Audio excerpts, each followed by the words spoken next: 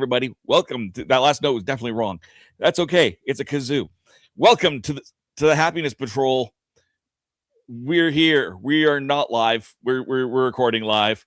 I'm so used to doing live things that I almost said we're live. We're not. Anywho, hi, welcome. If you've never seen one of our episodes before, we're some friends who said let's get rid of toxic fandom. Put all of that aside and talk about things that make us happy. And that's the premise of our second season, is movies that make us happy. And today we are talking Labyrinth, the classic Jim Henson production with David Bowie. Oh my goodness. I've got a great team, and we're going to start with down south here. I think we'll start with a little worm. Hello, worm. Hello. My favorite it's like one of my favorite prints I ever got at a convention. Actually, I got this from an artist that was at SDCC in Artist Alley. Nice. And I think I could remember her name because I'm a terrible human being. But anyway, yes. Yay, remember the worm. With this fancy little scarf. Hello, everybody. I can't wait to talk about Labyrinth. Yay. I love this movie. I love it. And it's one of those movies, as we start reviewing and everything, in my opinion, watching it again as an adult, even though then from what a wee Mel, it holds up. So it really does. But we'll definitely talk about that more in a minute. Next up, we've got Cameron. How you doing, my friend? Good. How are you? Good. Yeah. You got the Labyrinth behind you today? Yeah, if I can make it to the Goblin King's castle here, but exactly. Yeah, like this is like when I was a kid, I watched everything Muppets. If the Muppets were involved, if Henson was involved, if George Lucas was involved, I watched it. Except somehow this movie. The only thing I knew about this movie was in all my George Lucas books, there would always be at least a page dedicated to it. Or I remember seeing the picture of Ludo meeting Princess Diana at one point at the premiere. But this movie was just a total Jim Henson blind spot for me until later in life. So this is a new discovery for me. Excellent. And that's part of why we do this, is to discover new things or rediscover old favorites. Speaking of old favorites, let's bring on Jess. Well, hey there, youngins. Well, you said old. The youngest so one of all of us was... is the old favorite. How you doing, Jess? I'm good. Tired, but good. I'm excited to hear everyone's experience. So, because I watched it for the first time for this.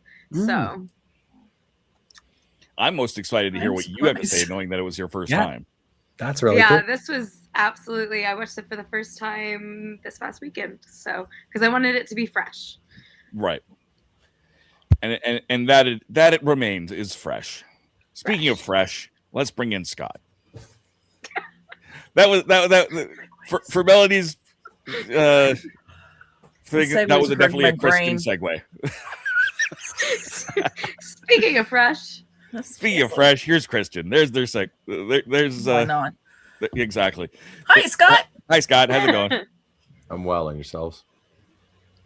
We're good. You get your your Labyrinth gag. I have a whole bookcase upstairs dedicated to this movie. So this is Brittany. I think I suggested this. Yes, it's your pick.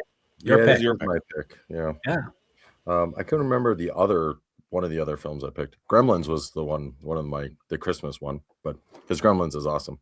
I've seen this film probably once a week, every week of my life, and so I watch this probably more than Cameron watches Star Wars. So it's that's a lot. Yeah. I met and bonded with Brittany, my partner, over David Bowie in this movie. We have a really good meet cute, as the kids put it, and Bowie was part of it. My love the Dark Crystal. This is the spiritual successor to it, and it's the second of the three, so I like it a lot. But I don't even know where to begin. I think this one came before Dark Crystal. What was After Labyrinth, then Dark Crystal? Dark Crystal, Labyrinth, and Mirror Mask. Yeah. So Yeah, My bad. yeah, that sounds right. yeah. And So I the was idea, a huge Dark Crystal fan. I still don't understand how this slipped by me. I imagine maybe my parents just thought it was too weird for me or something, and just never. understandable. Yeah, It's also- but yeah, I never went to it ever, even in high school. It was like it was a few years ago, since COVID, that I. The interesting thing about it, especially, is like I was about to be like, oh, it's got some adult-ish themes, but so does the Dark Crystal when you think about it. Like these, even like Mirror Mask, they all deal with a sense of loss of innocence. I think is the central theme of all three. And through different, like with Dark Crystal, it's the Skeksis and the taken of, pretty much an allegory for war in a weird way. This one feels like more like a and it's the theme throughout. It really is this young woman, girl, really, wanting to be an adult sooner than, and we all go through that, where it's like, why can't I do this? I'm just as mature, I'm whatever. And then she's put into a situation where that is actually tested, and comes out the other end, and you see it. She's like, no, you know what? I'm happy where I am, kind of thing. I'll let take its course. I think it's highly relatable, again, to anyone who's seen it. Plus the music's amazing. So maybe the best part of the film. So yeah. The helping hands, up or down, the puppetry. She said down. Was that the wrong choice? Too late now. Like some amazing puppetry, amazing innovative all the hands puppetry. talking. We're helping hands. That's probably my favorite scene. That's my first takeaway, was that scene with the hands was the coolest thing I've seen in a long time. Chili Down is fantastic. I just recently saw a bit about how they got David Bowie to do the whoop. Yeah, I saw that too. Just that came recently. Yeah, and like a little short. It must be because Labyrinth was like, but it's so, I didn't realize how just practical that whole scene was. They just literally just flipped him, like, and it was an arm on his back, and they put a whole thing, and it just went whoop, and he was just in for it. Connected from his foot up his leg, and then to like his lower back, and then that when he spins up and around, it was like that was practical. It's like how.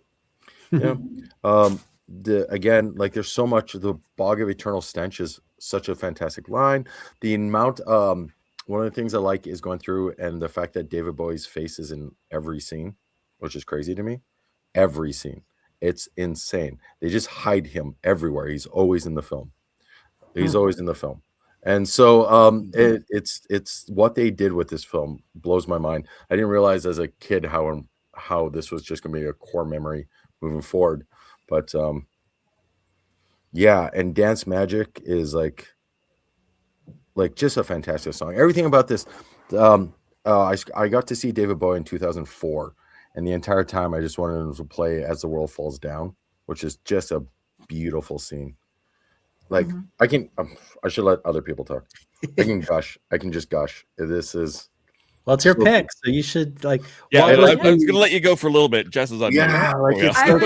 I was surprised this was not a Cameron pick because of the Jim Henson, and I was like, because I didn't know who picked what, and I'm like, oh, Jim Henson. I'm sure this was Cameron. Like, and then I was seeing the puppetry, and I was like, I bet this is a Cameron pick, and so like coming on tonight, going, that wasn't, and you Cameron saying like, nah, like I somehow missed this one. I'm like, you're right. That's crazy. It's wild that it's this blind spot for me, because literally anything Henson I would watch.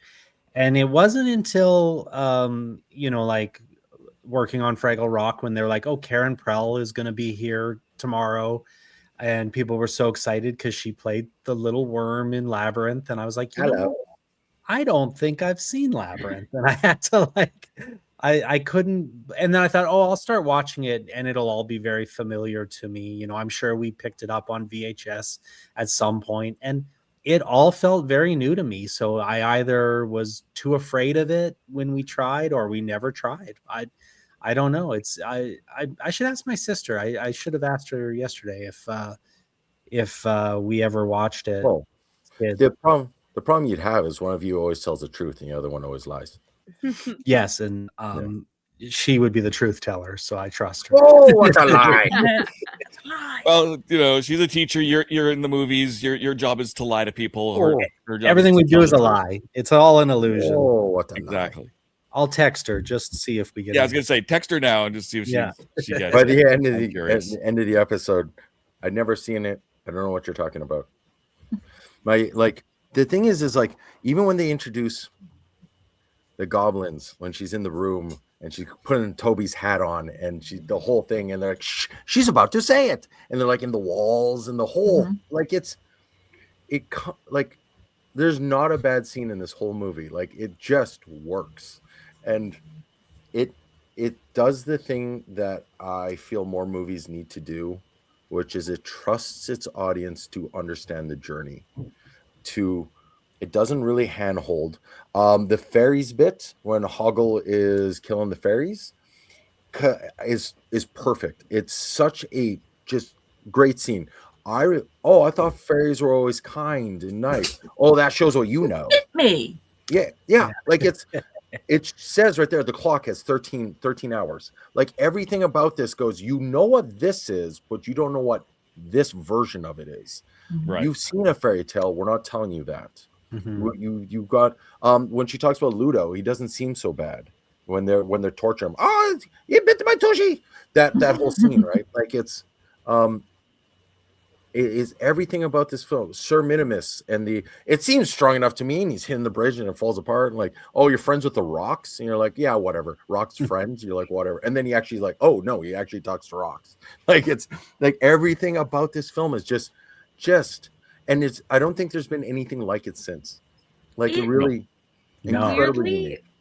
Felt so much like, because I do think that I have a very unique perspective coming in as an adult and not have, because I can see it. If I had watched this as a kid, I would have a very different perspective, and I think there would be a lot more of a nostalgia factor that like. So looking at it exclusively from like an adult eyes, I was watching it and I was like, oh, this is a very Alice in Wonderland, Wizard of Oz tale. Mm-hmm. With, and it's really funny, Dave and Melanie, you'll find this, because I have obviously seen the Ruby Road episode of Doctor Who before watching this, which is obviously inspired by the Labyrinth. And so, like, that's a very interesting thing of having seen inspired things first and being like, oh, it reminds me of, like, if you took this one Doctor Who episode and mixed it with Alice in Wonderland, like, that's the vibe. This is great. I think I would have enjoyed it, like, more. And, like, not that I didn't enjoy it, but I think there would be a lot more of, like, a connection if I had been able to watch it younger. And so I'm kind of like, I feel like I missed out because I'm having to watch it through an adult goggle, and that's kind of sad. I find sorry, go ahead, Mel. No, I'd say for me, so this came out when I was 6, and I loved the heck out of this movie.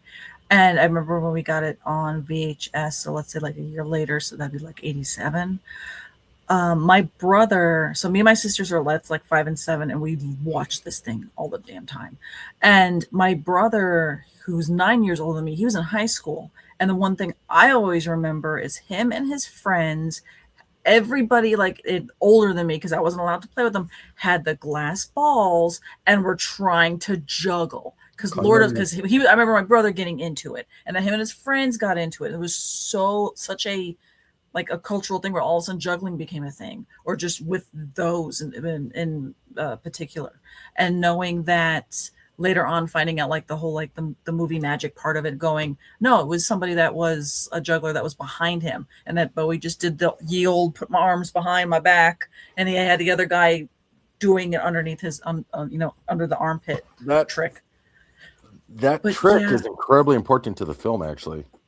It is, because the guy would do that, and then how it and then off they go. Just put them up and it float away. Just That's not where I'm so going with much this. amazing practical freaking effects just are littered throughout this.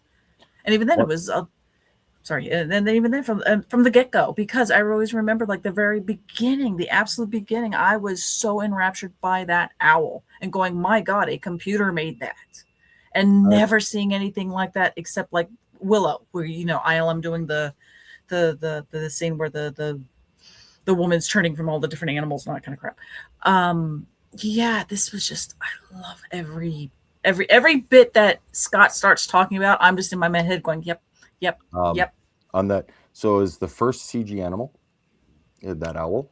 Mhm. What I was alluding at wasn't that. So one of the more famous things about this movie is David Bowie's wearing a very particular piece of clothing, Mhm. and that Dance was belt. because of the juggling. So what happened was, as they were getting used to it or getting figured out, the juggler not being able to see would drop the balls. And when he went, he kept hitting the little David Bowie. Mhm.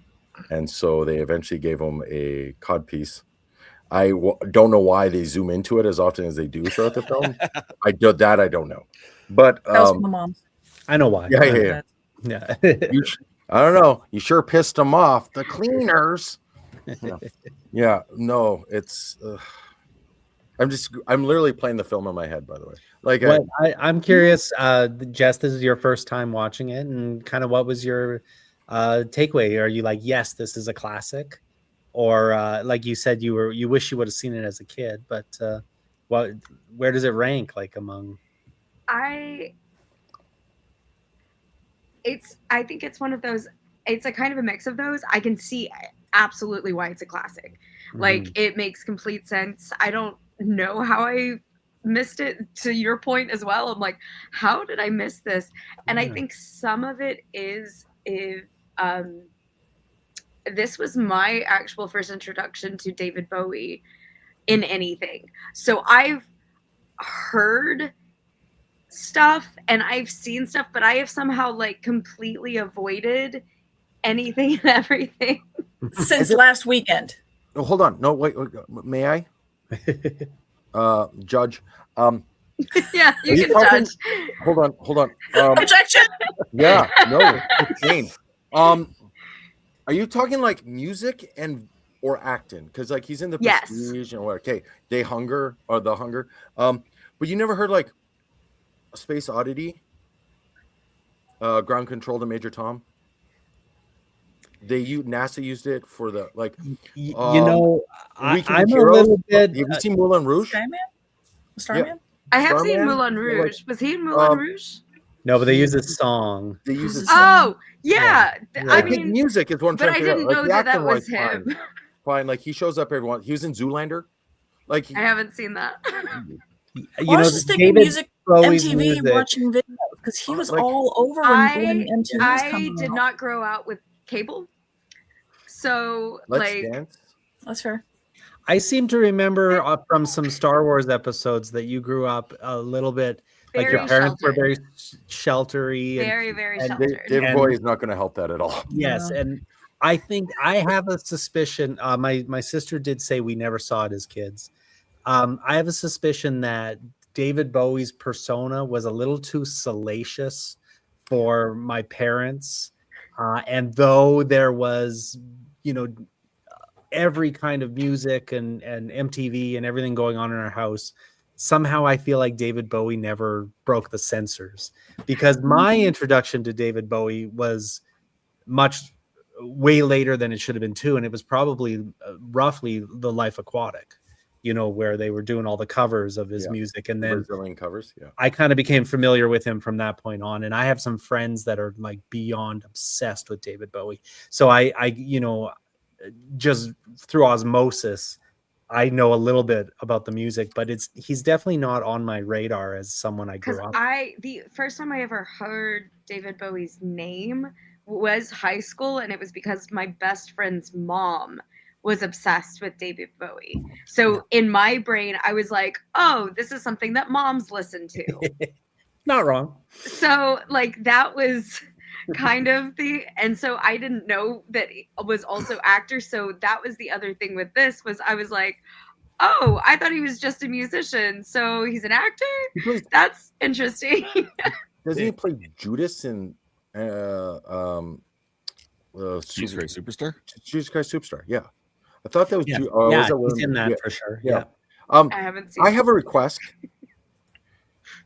Jess.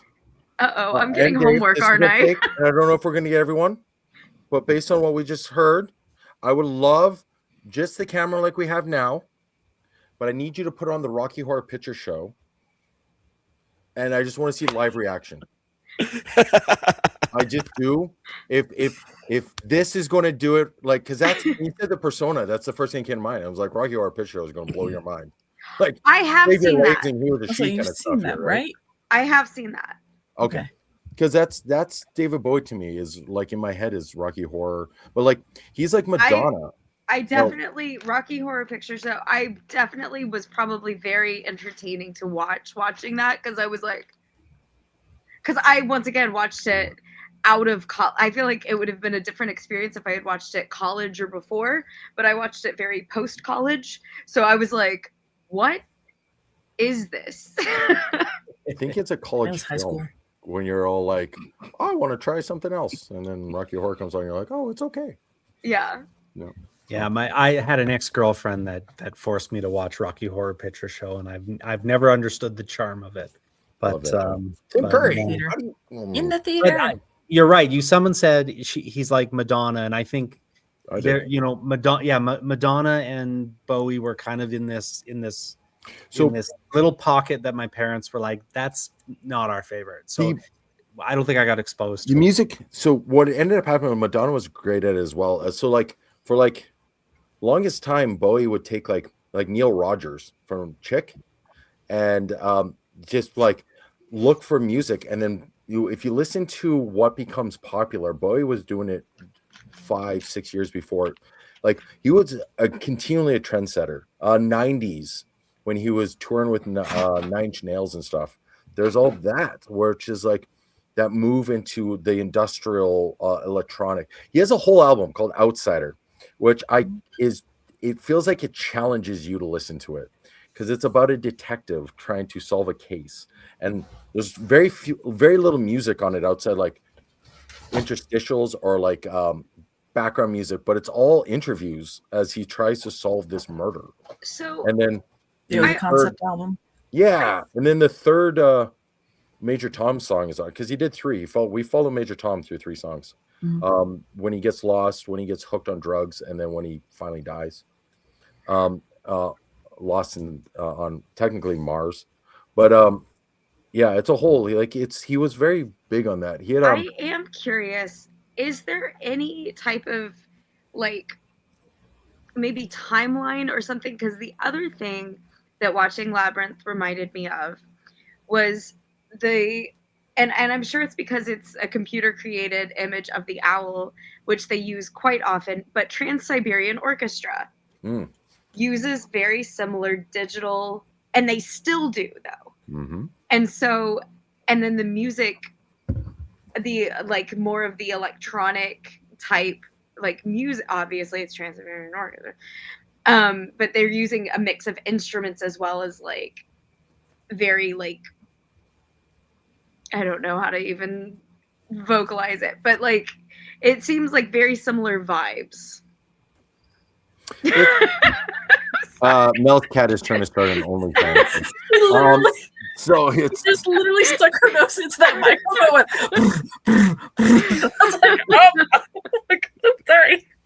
Benny had something to say. She no, agrees. but like again, like when you look at early Madonna, it's the same idea. What her music, she's about an album ahead of everyone else. Mhm. And for the longest time, there was a lot. I know I'd say Prince too. Prince is kind Prince of was in that most same definitely Yeah. pocket, in there. like Yep. innovative, sexual, very rock and roll. My favorite Prince fact, now that you brought it up, is because he converted to Mormon, and then he did a 2-year mission because that's what you have to do. So Prince went door to door for 2 years He was a witness also. as a witness, yeah, Yeah, and Jehovah's, also as yeah. part of it, He was a Jehovah's Witness. Yeah. Also, as part of it, he would not sing any song about sex anymore.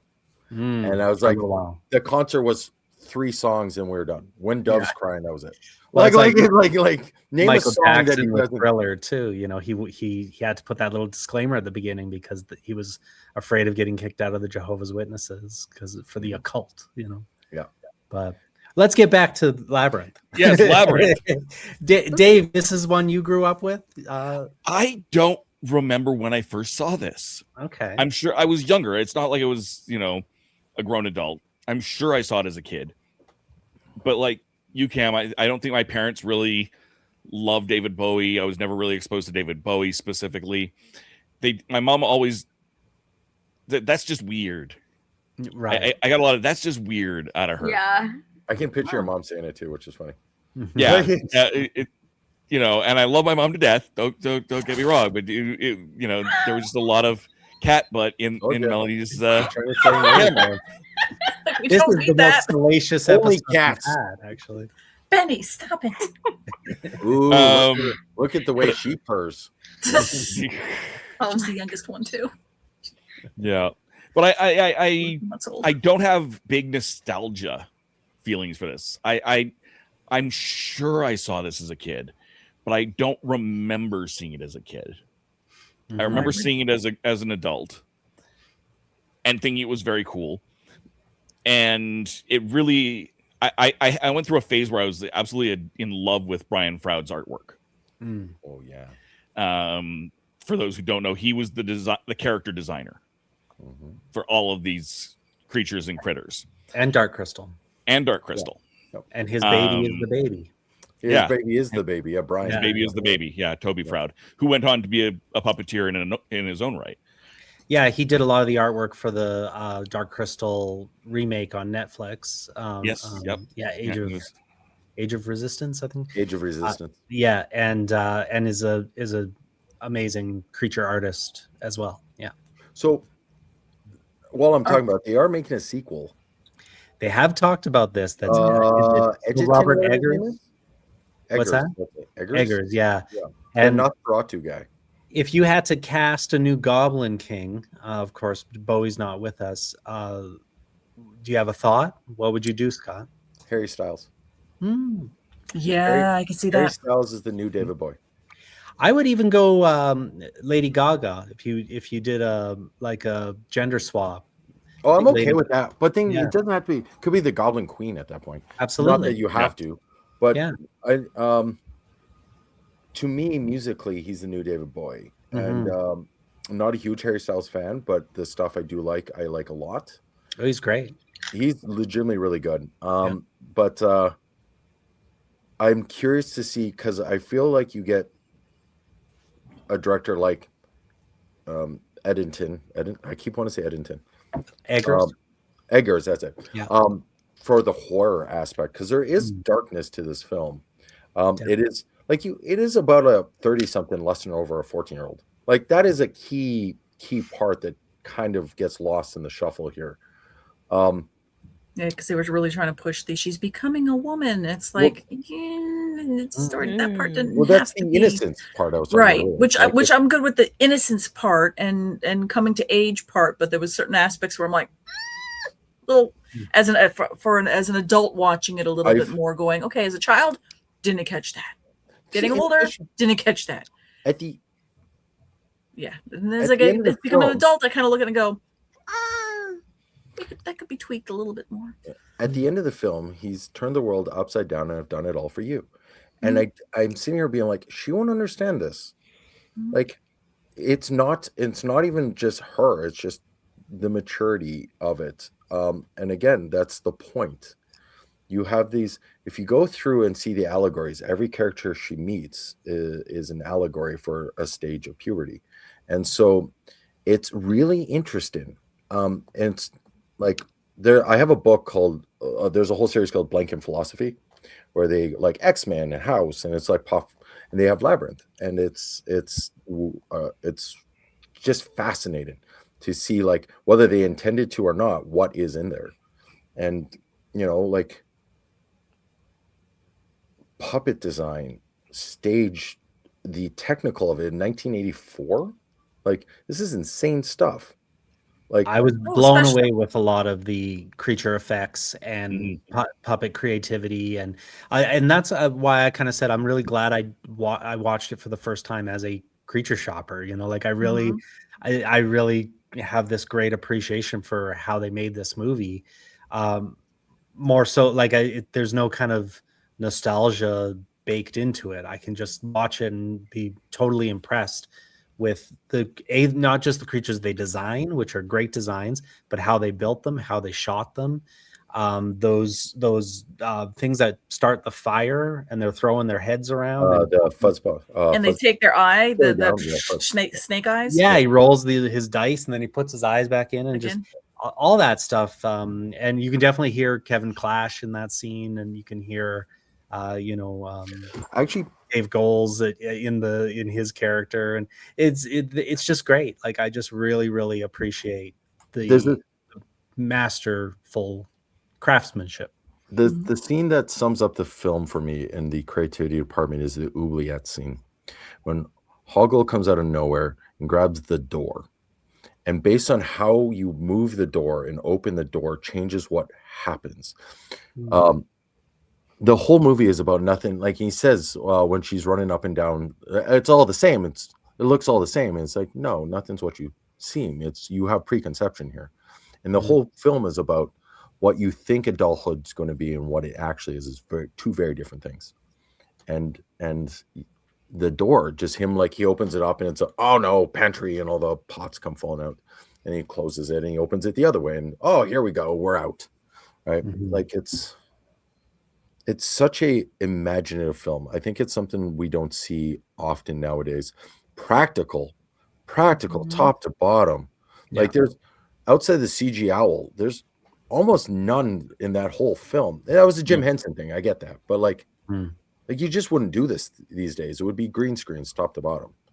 And I mean, there's definitely green screens in there, but it's practical things in front of practical things via green screen, right? Like, and that's just mostly for puppetry performance than anything. Yeah. You know, I just couldn't have been more impressed with the actual craftsmanship of making it, and now I'm glad we get to watch it over and over. I was glad to go back and visit it for this because it's a cool movie. It's just really cool. They show it every about 6 months at the Metro up here, and whether it's a sing along or not, everyone's singing. So I don't think I've missed it once at the theater there for 10 years now. So at MegaCon, we typically have a Labyrinth area where there's a phenomenal cosplayer that will do Bowie or Goblin King, and they have like the full throne room and everything. You can go up there and take your photo on there, or you can have it with him and all this kind of stuff. And that's just a section that's just absolutely always brimming with people. And his the costume is so on point. But in the goblins, every goblin is so unique. Like everything about this film. The interesting thing is and I don't know, is I'm pretty sure all the goblins are the kids, right? They're all the stolen kids. It's certainly implied. Yeah. In 13 hours, yeah. you'll be mine. And and so I like how Hoggle too, like he likes her and he wants to be her friend, but he can't really betray the Goblin King, or that's the impression I got anyway, that he still kind of has to give her that poison peach. Hoggle is Hoggle's friend. Right. Yeah. He's never really had this before where someone trusts him and likes him. And so he doesn't really know how to be. And that sequence where she kind of loses her memory and has to kind of re-motivate herself to her mission. That scene kind of appears in lots of movies, but never really handled as interestingly as this. I thought this was handled really interestingly. And the costume design and the dance scene is so good. And the music is actually, As the World Falls Down, is my favorite David Bowie song. And just to throw it out there as another one of those oh my god facts for those who don't know, Gates McFadden, Dr. Crusher, was the choreographer for that. Oh, no way. On the film. Yeah. She actually had at Calgary Expo, she was there this year, and she actually had a couple of shots from set from Labyrinth Oh, there. cool. Very cool. Yeah. So I have I a didn't even know she question. was a choreographer. Yeah. Go ahead. It's based off of what you guys were saying, and I've seen it once, so like I'm sure you all have a lot more insight. But talking about like Hoggle's choice going either way, and how it's almost like he didn't get that, and I know you were saying like he's doing it for self-preservation type thing. The impression I took away, and this could be interpretation or I could have missed something, was the fact that it seemed to me that the Goblin King needed you to basically vocalize and sign away your own rights. And the impression was that everyone there had already done that, which is why the line, "You have no power over me," it's because he asks her to. And she goes, "Wait, until I do, you don't have the power." And so that for me was like, I assumed everyone in that realm, the reason he has so much power is they had already vocalized him to give power over them, which that's at least how I interpreted it. No, I can see that, because like you have to speak the words to have the goblins show up and take the kid, and that's almost like, hey, the kid can't do it, so I'll do it for them as a guardian, in this case, literally. Yeah. And I could see it. I always saw it more as, hey, a man's trying to control me, and you know what? No, I'm not going to let that happen. In the broader, right? Especially at the time when you look at 84 and that whole time, the feminist movement's really starting to pick up real steam again. Probably second wave, not first, but we'll get there. And then you have this thing where it's really, you already have a strong female protagonist throughout the whole film. Yes, she makes wrong choices. She's not perfect, but I think that actually adds to her character, not takes away. You have a very strong presence with Bowie and the Goblin King's character. It's such a well thought out presence. The costuming, the songs, the movement, everything about it. And it's how people, like Hoggle says, nothing scares me, but Jareth scares me. Like it's like there's and you can even see it, like if she kisses you, I'll make you a prince, prince of the Bog of Stench. And but even he goes, if she kisses you, I'll make you a prince. And he goes, really? And he goes, yes, king of the Bog of Stench. But there's this moment of realization that like, oh, there's some respect coming my way. And he's like, no, it's a joke. Like it's such a authoritarian figure that walks around knowing that no one can do him harm. And then this young girl, comes along who doesn't know herself, let alone this world, and is throwing everything upside down. And I think that's part of the attraction, is this lady, like, if you can get to the center, you'll be able to, oh, it looks like a cinch. Oh, okay. And then he takes the time, right? And she was very clever too. Like she understood all those riddles, and she knew to say like, oh, she wouldn't let him have the upper hand. It's, how are you enjoying my labyrinth? And it's like, oh, it's a piece of cake. She was just kind of in control, except for when she wasn't. No, but she in front of him always. There's it's one of those like, you scare me, but I'm not going to let you scare me. And it's such a powerful character, in such an imaginative way. Like it's I'm shocked this film doesn't get more attention. With like I don't know why this couldn't be held up the same way as like The Little Mermaid or the Best of the Disney Princess stuff. I would argue this probably has a more positive message in a weird way, or a more realistic one, at least grounded in a weird way for such a fantasy film. I will say this, and maybe this is part of where it fell into my blind spot. It is a little bit like gross, like some of the the character designs, this the froudness of it is very kind of like boily and bubbly and goblin-y and gross. And there was certain, like we had lots of different children's books growing up, and anytime it went into that too Nordic of a troll kind of thing, or like like those weird kind of creepy Danish trolls. If it got a little too weird and scary and icky and creepy, I was out, you know. And so I could see where, like, I agree. Although Little Mermaid, those, when she steals their souls and those Oh, creepy the demon seaweed people, or whatever like, is the those are soul. creepy too. So Yeah. there's certainly, like, to get like a big following, it has a lot of cuteness and really like interesting, great character design, but it maybe was a little too dark and scary. Around this time, there was things like Black Cauldron that didn't do very well, and things like that. That I saw that in the theater and I thought like it was amazing. Right, but you know, even like the Banshee, Lord of the Rings was a little bit kind of on that darker, creepier side. So I think it finds its audience, but it's maybe not the massive appeal of. It was too early for its time. Yeah, yes. perhaps. The film that I think this most closely resembles of that time would be Willow, where you take what we know of and just make it. Gross is a good word, but like different. Like this movie is closer to Star Wars and Star Trek, where there is a lived-in world where nothing is as like clean and pristine. It's very rich. It's closer to Return of the Jedi. It reminds me of Beetlejuice. Oh yeah, it reminds you of what?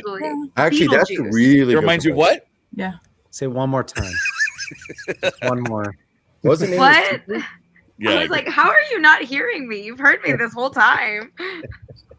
I'm not gonna get gotten that way. But yeah, like there was definitely, I know. I'm like, oh gosh, what have I done?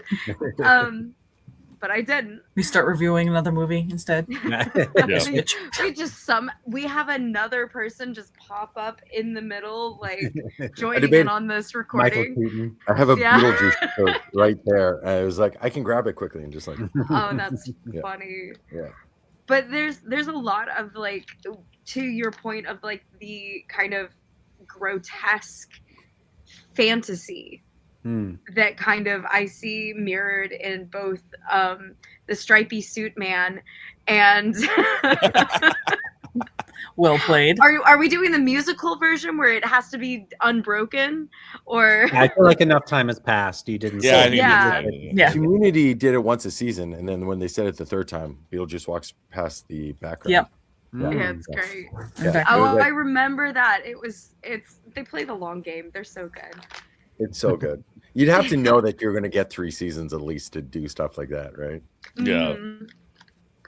But no, I think stylistically it's not similar, but to that point of having that bit of the edgy, it's going to get the same fandom. Like it's going to like fall into that same crevice of people that are, you know, and then, you know, once Lord of the Rings comes along when that was like late 90s, early 2000s, I think there was more of a push for these fantasy type things to be more mainstream and Game of Thrones more polished. I mean, this, if you look behind me at this Goblin King set, I mean, this could be a screenshot from Game of Thrones. Yeah. You know, easily, at least from the opening sequence. Mm-hmm. I wouldn't be shocked if Tim Burton actually, like in a behind the scenes went, Labyrinth influenced me when because it was 5 years later. Bit surprised, yeah, like you can feel like I do wonder if it would have gotten as much love if it wasn't for Bowie and the fact that he was pretty big at that time. It was only 12 years on from Ziggy Stardust, and so he just released Scary Monsters about that time. Actually, technically, the album before this was Let's Dance, but it's. I also think it was a bit because Dark Crystal didn't do very well, and even though it's a classic and it has found fandom over the years, it was kind of a box office slump for Jim Henson, where at that point everything he had touched had kind of turned to gold. And I think kind of the mantra going into this was we need humans in there. We need a female, we need a young female lead and a rock and roll star and some kind of human element story in with all these fantastical puppets. Because when you just have this world that's all puppets, maybe that's why Dark Crystal didn't connect. I don't think that's the case. But in the book, As the World Falls Down, they talk about the three of them, and about how Dark Crystal was, can we do the puppets as a full movie? And then it was puppets and humans, and then eventually it was humans and CG.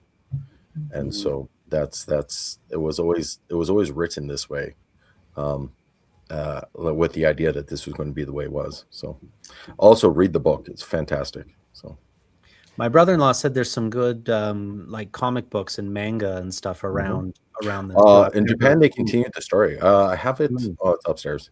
There's 4 volumes, and they continue on with Jareth.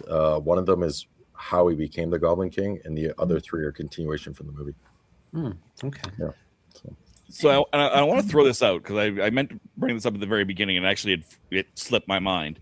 As this episode airs, we will be less than a week from the 40th anniversary of this movie. Holy cow! June 27th, 1986 was the release date. So that's one of the reasons why I wanted to do this when we did, is because we are, like I said, less than a week out from 40 years. I feel very old now. Does this feel like a 40-year-old movie to you, Jess? Having just seen it coming in fresh? Yes and no. But not in a negative way of yes. Because I think the yes is because it doesn't, as you guys were saying, it doesn't dumb it down for the audience. There's a lot more layers, and I feel like a lot of things that have come out in the past even 20 years have started to really like spoon feed everything, and there's not as many like layers behind storytelling and like messages, because I think there are multiple, like there's the obvious message here, but I think that there are a lot of sub layers of messages, and I feel like that's something that we have lost in a lot of films. So in that regard, yes, because I feel like it is higher quality storytelling. But no, because I do think that it is highly entertaining with just a bunch of practical effects. I could see it being made now, if that makes sense. It's just like a stylistic choice, no different than like how we still have claymation animated films coming out right now. So yes and no. Okay. It's interesting because when we started season 1 of Fraggle Rock, there was a lot of people that were under the impression that like, oh, it's been 40 some, almost 40 years since the original Fraggle Rock. Our technology is going to be so much better, and we're going to be able to do all these things technologically that we just couldn't do back then. And in a certain sense, that is true. 3D printing and certain things have come a long way. But when it comes to the craft of puppetry,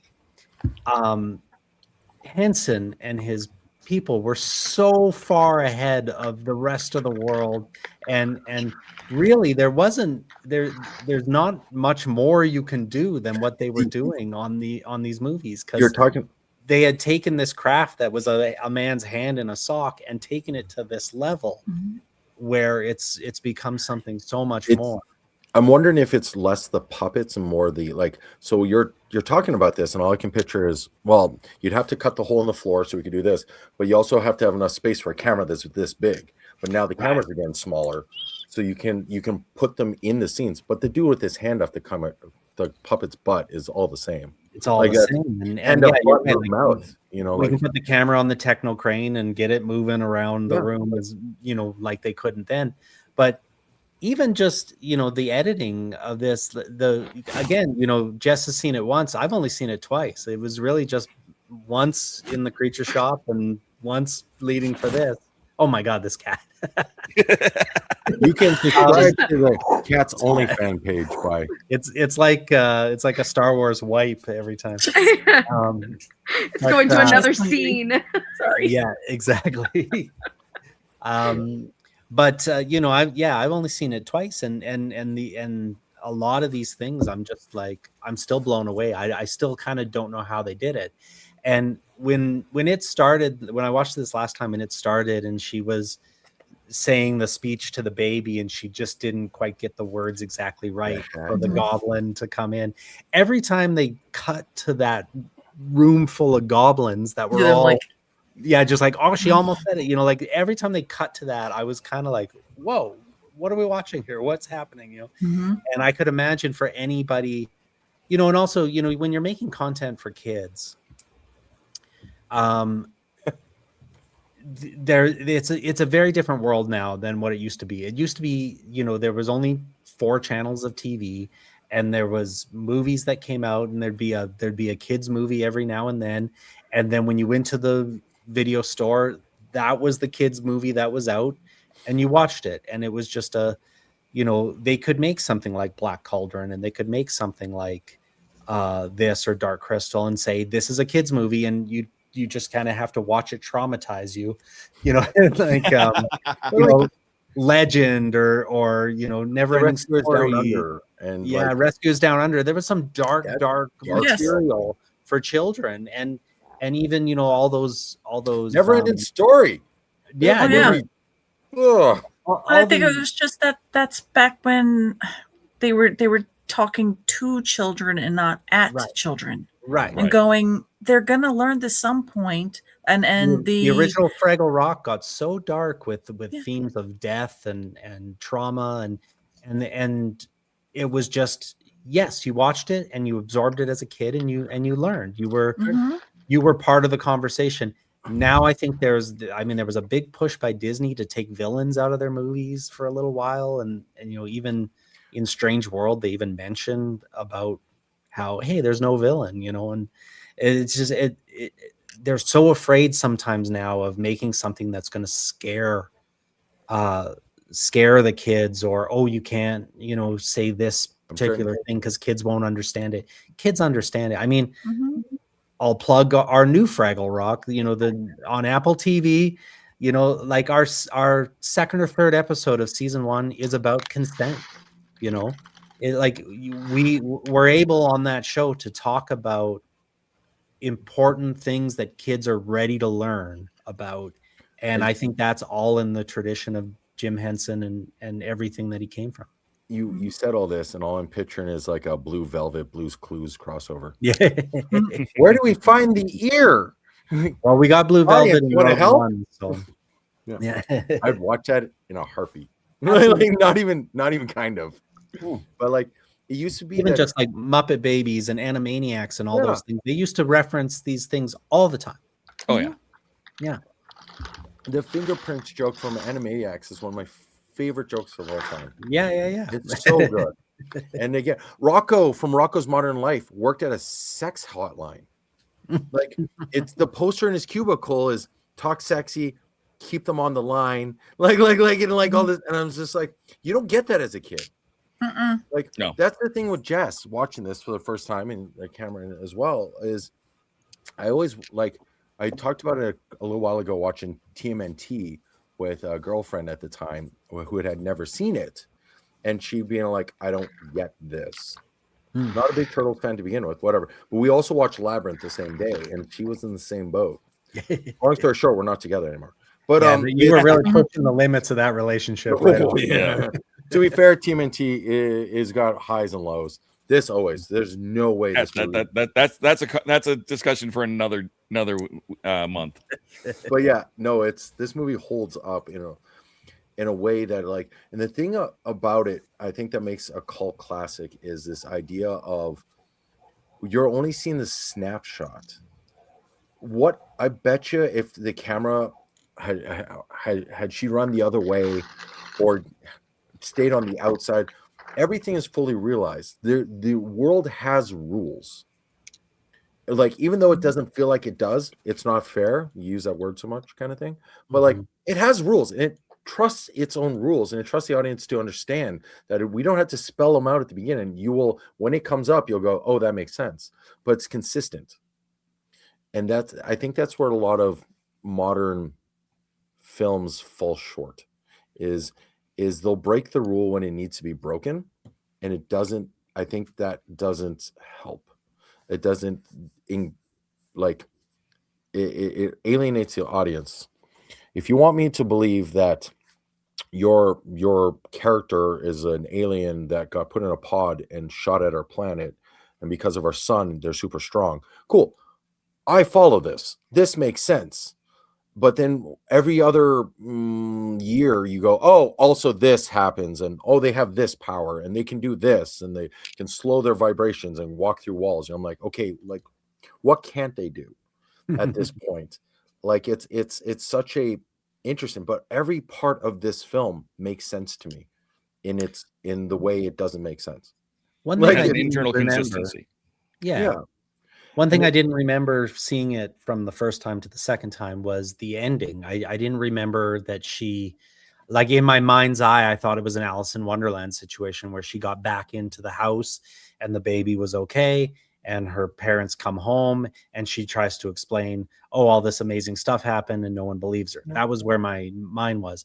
But Scott, can you kind of teach me about what was happening at the ending when she reconnected with all of her? So look at her room. The whole film's her room.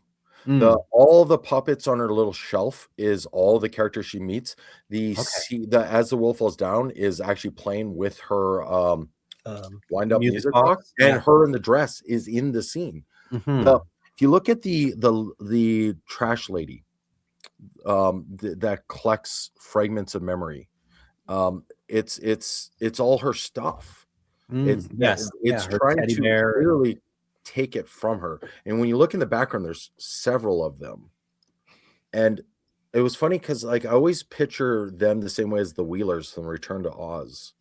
This weird, it feels almost out of place.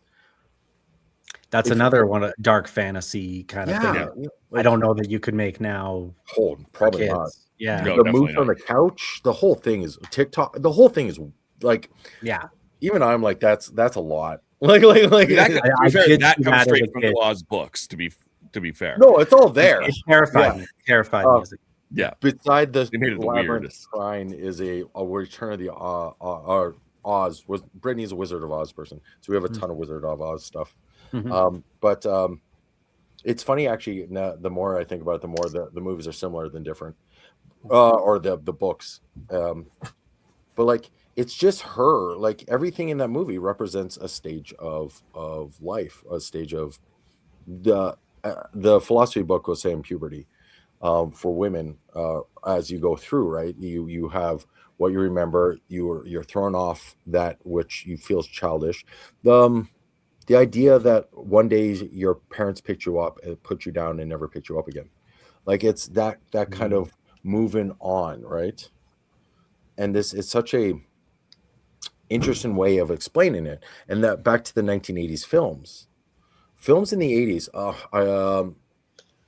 The Rock, I can't remember his name, the Rock Biters from Never Ending Story, when the nothingness takes the family. He's like, my hands were so strong, but I couldn't hold on to them. And as a kid, you're like, oh no, they just left. And then as you get an adult, you're like, oh no. Like, you start to understand what they mean. Like, and that the more, like, every time I watch this film, and I literally not even, as a kid, I broke the VHS. Rewinding it just broke. I've probably seen it 4 digits would probably be low. And I really do love this film, but every time I see it, I find more. A detail in the backgrounds. Hello. Did you say hello? No, I said hello. But like, hello. It's you start noticing it. You don't. The recently came up was Hey Boy, Hey Girl by Chemical Brothers. You'd know the song, but it doesn't say Hey Boy, Hey Girl. It says Hey Boy, Hey Girl, Hey B Boy. And it's you don't, but you hear it in your head. And this film is the same way. You picture, like you were saying with the ending, I pictured it one way. It isn't. Luke, I am your father. That kind of thing. No, that's not what he says. You don't pick that up because pop culture says that's what it is, but no, it's not what it is. And this movie has that throughout, and little details like the card guards. Like there's your Alice in Wonderland. You have the two card guards, but like their whole setup isn't mirrored. They're different. Go in and look. It looks the same, but they're little details. One has a blue bow, one has an orange bow that matches the feet. And like all this stuff, they're mirrored but different. And in such like the bow is tied not over, not under on the one. Like it's just little things. It's done, and it's incredible set deck. And so I don't know. Like I said, I could gush. I think the movie is only 90 minutes long, so but. The music is phenomenal. I can't imagine any I honestly couldn't imagine anyone else doing this. Truly, I like it's not. I actually like I'm straining. I cannot like he's perfect. His persona before this was this, and then like to the casting director to pull that out of him. And he's working with Trevor Jones as well on the soundtrack. But Trevor Jones is fantastic too. Like it's not a singular thing. But he was on set. Like even on his days he didn't need to be there. He was part of this film. He was this film. This film was him. Jim. Like it's as close to a near perfect film as I think we can get for the most part. So cool. 7 is perfect film. I stand behind that. But this one's number 2. So final thoughts. What should if you have not seen this movie, should you see this movie? We know Scott says yes. Yeah. Yes, Cam. Yeah. Absolutely. Yeah. No, and I think it should make you happy. Yes. And you should absolutely go and find anything that was behind the scenes making of for this film, because just to see all the different incredible techniques that they used, and some of them were for the first time because a lot of them were problem solving of, I'm sorry, what does the script say? We're doing what? Okay, and then talking to the DP and going, I'm sorry, you want to shoot this how? Oh crap. I mean, a lot of that is just absolutely taken for granted now because you didn't realize that this was the first film that it was figured out in, because they really pushed a lot of boundaries on practical effects and not just thinking, oh, well, this is puppetry. Just even like we were talking about the MC Escher part of flipping Bowie and how to film it and how okay, so how much is practical, how much is a matte painting, how much is overlaid, how much is model work. It's just, and it's also seamless. It's so beautiful. My last little quick tidbit to say, and I will shut the heck up. Please Google Hoggle unclaimed baggage. If you're not familiar with this, let me tell you something fun. So the puppet for Hoggle, when they were done filming, he was packed up and in an airplane luggage, and the airline lost the luggage, and it was refound a decade later. And Hoggle is not the most beautiful puppet, and that's before a decade of latex and paint and just all those things just starting. So it's such a wonderful story for somebody to open this up and just seeing this wide awake nightmare staring back at them. But it's actually the puppets in an unclaimed baggage museum in Alabama, and it's like one only reason I'm going to want to go to Alabama is I want to see this puppet. But it's a fun little tale of where did it go, and terrible time capsule to open up and go, what fresh hell. It's funny because like I think that's such an interesting part of the film as well. As you're talking about the puppet, you have Toby, you have Sarah, and you have the fairy are the only like pretty things in the film. And the fairy's used as an example. Toby's used as the MacGuffin, and Sarah's our main character. You might argue Jareth is also like kind of aesthetically pleasing. The but like puppy's everything else, cute too. Ambrosius. I always wanted a sheepdog to be named Ambrosius, Ambrosius. come here. Or I'm not going to Ambrosius. feed you for a week. He's very cute. He's so Yeah. good. I Well, love so I the guess the subtle witness as well, changes right? between the pupple. The pupple. He's a Pupple? bleh. A Apple. puppy puppet is a And he's like pupple. shivering. Yes. But also the running, you would start with a close up of him running, and then it would be real dog, and then Yeah, it was like but- puppet. And I was No, like, no. I love this. It's amazing. The best part of it is when he's running across the rocks and it's going, Yeah. and it speeds up. Oh, I loved it so much. Like it's, you get any of on there and you'll stink for the end of time. You can't wash it off. Oh. like everything about the film is just like, and the whole scene with the door knockers. Yes. I don't blame him. Doesn't want it. I can't hear you. Yeah, great conversational, aren't you? Like it's so thought out. Like not a single like. I bet you and I don't know this. I bet you if you went through some like behind the scenes stuff, they probably have backstories for these just door knockers. Like Likely. how they pissed off Jareth one day. There were goblins pissed off Jareth one day, and he went, "Look, I'm going to make you." They're supposed to stand guard one day, fell asleep, and now they're the door knockers. Now, from now on, you will guard the doors, whether you like it or not. I'm making this up, but I can see that, and it makes sense to me. Mm-hmm. Could be true. Yeah. Yeah, and like that's like this world has. The Sopranos is a great example where we come in at a certain point, we leave at a certain point. There could be more. Obviously, there's more for some, if not to ruin the end of The Sopranos. And there was more before it started, obviously. And this movie is the same way. This is a world. He's been kidnapping kids. This isn't his first. He's been. How long did the manga looks at the fact that Jareth himself was a kidnapped kid? There's all this stuff already there, and it's going to be there when we're done. It'll be there next. We're like, it's not. The other thing is, there's no sequel, kind of.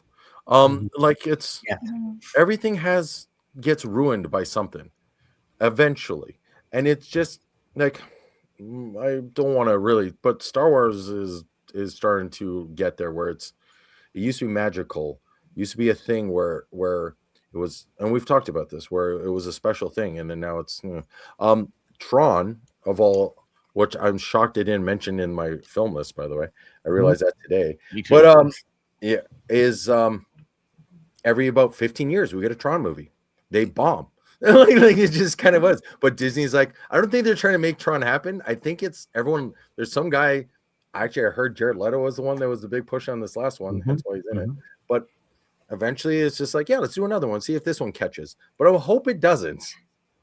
I'm cool. Like make it like Star Wars. Every 15 years or so, there's some kind of innovation where computers change the way we interact with them. So I think Legacy was like, okay, now the internet is everything. What happens if someone tries to get out of the computer now? And then I think with Ares, it was, oh, now there's AI and where are we going with this? So yeah, the next little kind of sea change in the computer industry will bring forth another Tron, I'm sure. As foretold. Yeah. So, like but I like that we're starting to swing back into more practical. You're seeing that in the like Aliens films ish, Predators for sure, but like this practical holds up. It just does. It's not, you're not trying to match light in. Whenever you look back at, especially the N64 Jurassic Park. Fantastic. The N64 era of video gaming, where we were just starting to get into 3D polygons. So, like outside of some of the Nintendo stuff where it was a stylistic choice, it all looks terrible. Like it's like a Dire Straits video. But like it's doesn't really like outside the nostalgia of it. No one really like fondly goes, man, Wipeout or random clock tower game on PlayStation. Turok, like the original Turok games. Like outside of the color palette and stylistic choice, no one talks about the models and like the 7. But like we've talked about the Hoggle, the like all the puppets, Ludo. Like I love the little stick creature things that they're attacking them with, right? And then they throw the rocks, spin the helmets, and ow, my Toshi, like that, like it just makes sense. The dude with the bird for a hat, you know, it's so stimulating being your hat, like that, like, you know, put the donation in the box, like if that just random, like if it was Star Wars, we'd have like 7 prequels about this dude. Like it's like they would have like 47 action figures, including the hat you had to buy separate. Like it's just the way it is. Like that said, I just saw they're releasing Labyrinth action figures like right now that they're starting to roll them out. Yeah, I have a 2 foot tall talking Jareth upstairs. I was gonna bring it down, but I thought it was. But you pulled the hand, and he says like things from the movie. Like like it's always been there, but I don't think it's ever been popular enough to like walk into Walmart and pick up like a I don't know, like a fuzzball, like, oh, it's the one where the head comes off and she kicks it somewhere. Oh man, you know, the head comes separate. Like it's like you have to pay $47.93 and send in 3 mailed like UPC proof of purchase to get the head. Like, I don't know if it was successful enough at the time. I think it's pulled a cult classic status for sure. But I don't think it did as well as they wanted it to do. You actually have to wish over a child to the Goblin King to get the head. Yeah. That's how it comes. That's actually the trick. What they don't tell you is it's actually the child's head. They shrink it and they send it. They send it right back. As fast as possible. Those things smell. Can I do the same wish, but just to have her dress at the end? The costume again, like it's her clothing throughout the whole thing with the vest and the like, it's a near perfect film, and I stand behind this. Like I find it hard pressed. Yes, we can argue theme, but it's again important to the film. Like I honestly, like, I don't know, like we didn't get into it, but I don't know if there's a fault to this film. Like it's tight, the editing's really good, the music, it moves at a brisk pace. I do feel the giant goblin mecha monster in the door, which again, cool, like it comes together and like who goes right, like the whole thing is, and then there was just a little guy inside, and then the hell, because Hoggle the helmet, he's like right, like the cannon that shoots the chickens, like ow, ow, ow, ow, ow, ow, ow. Like it's so good. Like I can't imagine it not making you happy. So I think it's a great thank you for like bringing it into the happiness patrol. Exactly. Because who knows how long it would have been until if I would have ever seen it. So, and like I said at the beginning, that's one of the reasons why I'm thrilled that our second season is what it is, so that we get to re-experience movies that we love and experience new movies that we've never seen. Because I think everybody said, hey, I've never seen that movie, to at least one of the movies this season, if not multiples. I'm waiting to hear Mel do the same thing over I'm going to get you a sucker. So like I am like, just like, because if I'm gushing like this for this, like when we were talking about it and you brought it up on the other podcast, Mel was like, oh, I love this. And she was doing this, like, I hope everyone has a film that they like, this is what it is to them. I'm hoping it's not like if you meet someone who's like this and they're like, oh, remember that scene in Schindler's List? And I'm like, okay, you and I can't be friends. Like you're like, yeah, like no. Funny enough, me and my husband were talking about that movie yesterday. Not Schindler's List, but I'm gonna get you, sucker. And we were talking about that on my Mother's Day. My sister and everybody else was just talking about it. We were having so much fun. Just going scene by scene by scene. What about this scene? What about this scene? What about this one? I can't wait. I've never seen it, so I can't wait to see it. Yep. See, I feel like that is me with Logan, which is like a depressing film, like a really depressing film. But I'm like, but it's like that Schindler's List of like, hey, remember that scene? It's like, can we? I don't know if I'd get excited over it, but there's something about Logan where it's a happy medium where it's like, it is very down and depressing, but it's like, but the weight is kind of what makes you go, I was yesterday. I was talking about and dissecting a scene for someone who hadn't seen Seven, which I've not is my favorite film. I've said it more than once. Drink if you want to. I don't care. But like it's a sad and depressing film, but it's perfect. That film is. But It's I was a talking phenomenal about movie. not a single cockroach was lost. They had them all on set. The whole Mhm. everything about that film is so perfect. Even It's a more so than phenomenal. this film. Like if we ever, Dave said we couldn't do it, but Seven was the film I put up, not Labyrinth. But I didn't say we couldn't do it. But I'm glad we reached. Strong choice. Changed it. Yeah. Seven, Fight Club, and Hellraiser were my first three, and he's like, Well, okay, so that would have been a fun fact because I've never seen Seven. Oh, that'll be great. Starts with a Nine Inch Nails track, ends with a David Bowie track. The thing about the Obviously, film, because I don't know David Bowie. I obviously haven't. the thing I like about it, and now I'm diverging off a little bit, is outside of a brief moment and That the could be a intro bonus credits, it's episode. all from the point of view of the detectives. Unlike other films of that genre where you will follow the villain, it's always them showing up and cleaning up. Yeah, a little too late. They're a little It's too always, late. but that's what detective is. It's not. You're not. Yeah. We always see it as we're stopping people. You're not. As Somerset says at one point in the film, we are just documenting and keeping track for the future, like for the next. Like it's not. The world doesn't work that way. Like it's like it's not CSI. It's just not how it works. And like I love that Brad Pitt could have done anything. Hell, his agent told him not to do Seven. He chose to do it. And like, look at he came off of Legends of the Fall. He was a pretty boy in Thelma and Louise, and all of a sudden you have Seven. like it's a Morgan Freeman, Gwyneth Paltrow. Hell, Gwyneth Paltrow is actually palatable. Outside of Sliding Doors, I've never really liked her. And like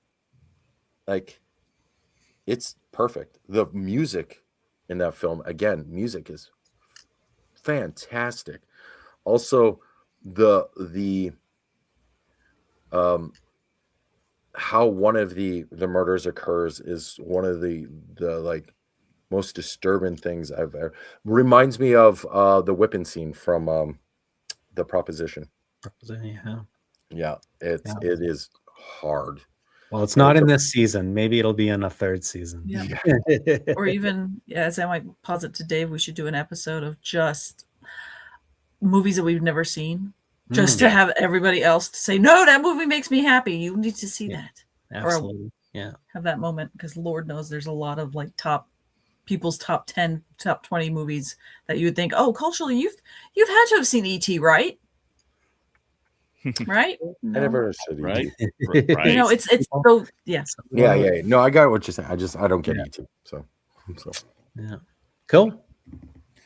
So with that, we'll bring this, I think, to a Scott grinding halt before Scott goes off on another movie or something. Actually, hold on one sec. So when we get trapped in the labyrinth, we're all trapped in 13 hours, we could have got Toby by now. Yeah, I know, right? True, but we didn't. So Scott, let's cut to the chase here. Where can we find you, and what's something that is making you happy, my good friend?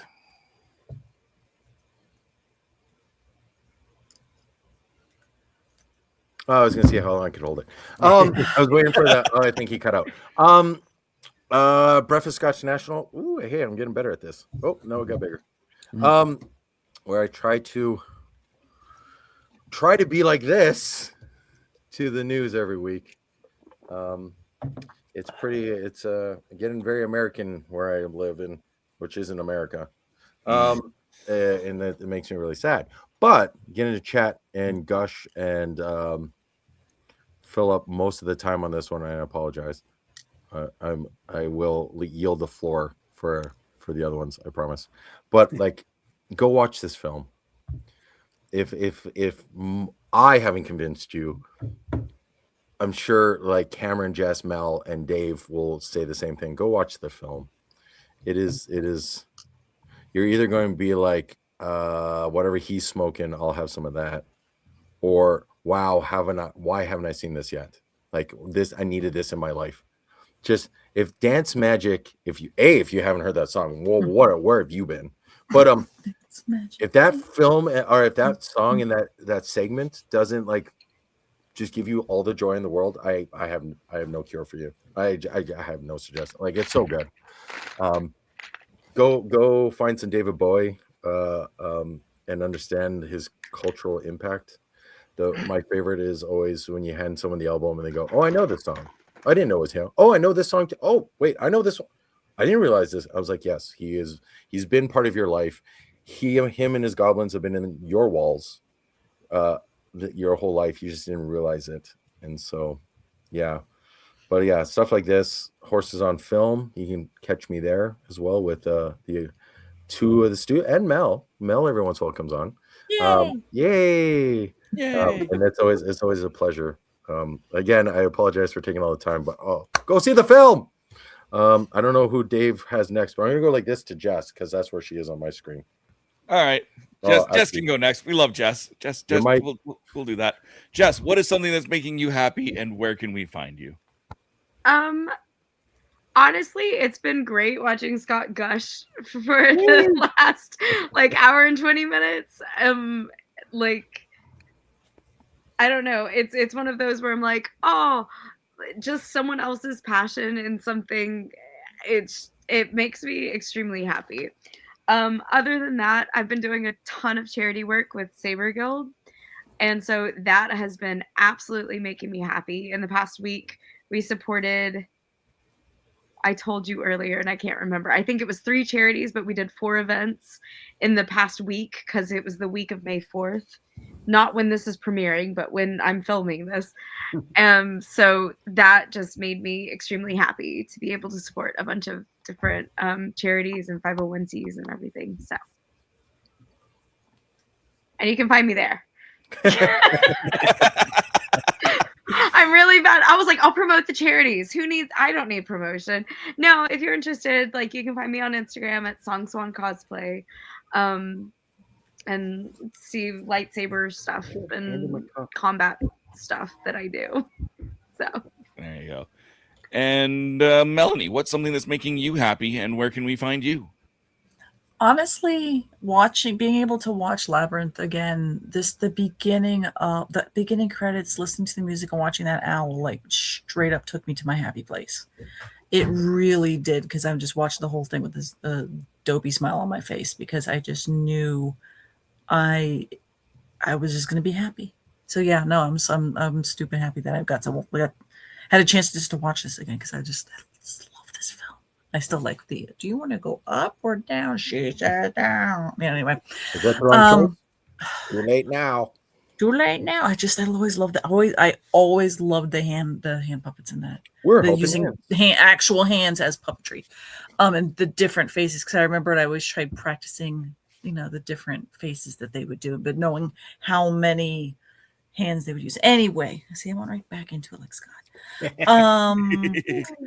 You can find me Instagram mostly, and that's Pieces of Melee. I don't have any conventions coming up right now, so I am now other than working, mural painting. So I've got still working on some murals in Tampa that I'm working on. And then otherwise you could, see me bumping around wherever people want me to go and talk to podcast stream wise. So I don't know which ones you even have yet. Earth Station Who's one. Christian has me back on The Legend of the Traveling TARDIS. So you'll see me with Dave and Jess. Horses on Film, I've done a few, which is 2, I think. I can't remember anymore. No, I did 3 or 3. 3. I did 3. Yeah, because I did Red River. I keep forgetting, because I always know Rio Bravo, which is Red River, which made me insanely go to a happy place, which unfortunately for Scott, that's where we diverge. We diverge pretty hard, actually. It's just Red River and then the Misfits. But no, always gonna love watching Western. So anytime y'all want me on, just tell me which one to listen to or 100%. Watch. Yeah, that's enough for me. Excellent. And Cameron, my cousin, my friend, where can we find you? Yeah, I'm on letterbox.com, Cameron Chapman, and Horses on Film. Obviously, we're trucking along on that, going towards the top 100 westerns of all time. So that's on Letterboxd at Horses on Film. It's on YouTube, Spotify, and Apple Podcasts at Horses on Film. And then watching this, it reminded me of being in the creature shop with all my creature shop friends, and that is like the happiest work experience of my life, and being around these people that are just absolute puppetry geniuses. It really, it's humbling just to think that people as passionate as Scott is for this movie, they're passionate for the artistry, and it shows through. And that's why Scott's passionate, and why Mel's passionate about this movie, because it just, you can see, everyone's worried about AI, and at the end of the day, I think you just really want to see things that humans made. And you see it when you're walking around through a museum or through a store made, where there's things that are handcrafted. Just that idea that humans made this, and it's fantastical and interesting, and it's something you've never seen before. In every scene, there's something that comes in, and you're like, I've never seen that before, and this is amazing. And it's just, it's an embarrassment of riches in this film, and I'm just happy we got to experience it yet again. And how about you, Dave? Where on the internet is Dave Chapman? I'm all over the internet. You can find me, of course, if you're watching here, you're watching us on Happiness Patrol, youtube.com/@happinesspatrol show. Share that with your friends. Subscribe. We love that. Don't subscribe. We're happy you're watching, but subscribing is the best way you can help a small YouTuber like us. You can also find me on Tuesdays on The Legend of the Traveling TARDIS, sometimes with Jess, sometimes with Mel, all the time with fabulous people. youtube.com/The Legend of the Traveling TARDIS, talking Doctor Who. You can find me every other Monday on youtube.com/@HorsesOnFilm with Scott and Cameron, talking about the 100 best Westerns of all time. If you've never watched a Western before, you're on par with Scott. Yep. Scott's watched almost none of these Westerns that we're talking about. It's experiencing a new genre, experiencing new films, just like we're doing here on Happiness Patrol, just with a slightly tighter focus. So check out that, youtube.com/@HorsesOnFilm. In between all that, you can find me on my own channel, youtube.com/TheRatHole, DOTCA. That's TheRatHole.ca, but YouTube does not like URLs in their URLs. As for what's making me happy, this is episode 2 of season 2. I wasn't sure we'd get through season 1 of Happiness Patrol. I had a plan. I had a loose plan for season 2 and threw that out the window within the first couple of episodes of season 1, and came up with this new plan of talking about the films that make us happy. And we've got all of us here doing that, talking about films that make us happy and experiencing new things. And oh my God, if I'm quiet on these episodes, it's not that I don't have things to say, it's that I'm enjoying what other people have to say. Scott talks a lot. Let's be honest here. But this was his episode to really gush. I'm not going to shut him up. No way. No, one of the things to point out with, and I'd like everyone to understand, is if what you do is you sit down with The Last Jedi, that will test your friendship. And if you can survive The Last Jedi, you'll be fine. It's a masterpiece. And we say that with all non-toxicity and a little bit of criticism, but no toxic reasons I didn't behind say anything bad about it. It just says it's going to test your friendship. Oh, well, we're about done for today, but you've got a month to watch the next film.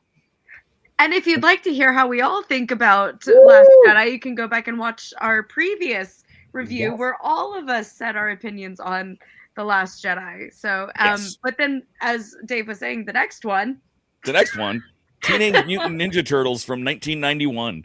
Did I Heck pick A this little one? bit Yes. more, a Let's little bit more go. Henson goodness. More Jim Henson and another Scott pick, I think. Yeah, I think I picked this one too, actually. No, this was you guys mine. gotta listen to me gush twice. This was mine.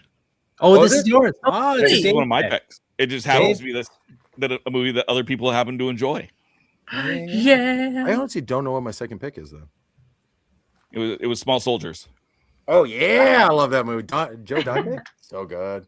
Who's I should have just let you be in the dark for. I would have found it. Yeah, you would have I figured it out eventually. would've But figured it you know, we're not doing that till near the end of the season, so you'll have lots of time to forget again. And I've already forgotten which ones are mine, other than I'm gonna get you, sucker. I'm gonna get you, sucker. Which is just fun to say.